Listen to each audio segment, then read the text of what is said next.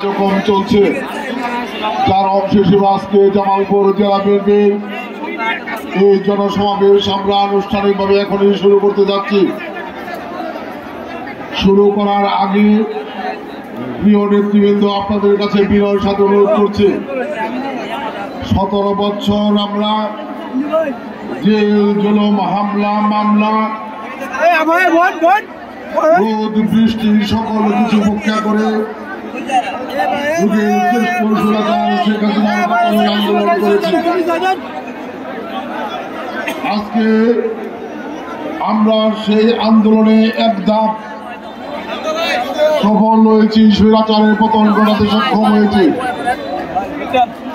এই জাতির মানুষের আশা আকাঙ্ক্ষা একটি অবাধ সুষ্ঠু নিরপেক্ষ নির্বাচন।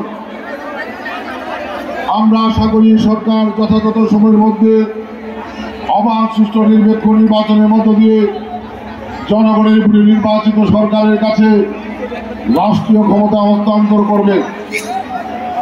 সেই দাবিতে এই জনসভা ইতিমধ্যে বিশাল মিছিল সহকারে অনেকেই যোগদান করেছেন।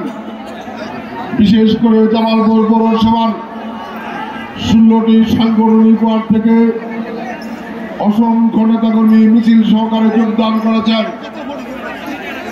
বিশাল মিছিল সহকারে যোগদান করেছেন মেলান্দ বাজারগঞ্জের গণমানুষের নেতা জনাব মুস্তাফিজুর বাবুলের নেতৃত্বে মেলান্দ বাজারগঞ্জের গণ নেতাকর্মী ভাই বোনেরা মিছিল সহকারে যোগদান করেছেন ইসলামপুরের গণমানুষের নেতা সাবেক এমপি সুলতান মাহমুদ বাবুর নেতৃত্বে ইসলামপুরের নেতাকর্মীরা যারা এই মিছিল সহকারে সমাবেশে যোগদান করেছেন, আমি আহ্বান করছি দয়া করে সবাই যার যার অবস্থানে বসে যাবেন।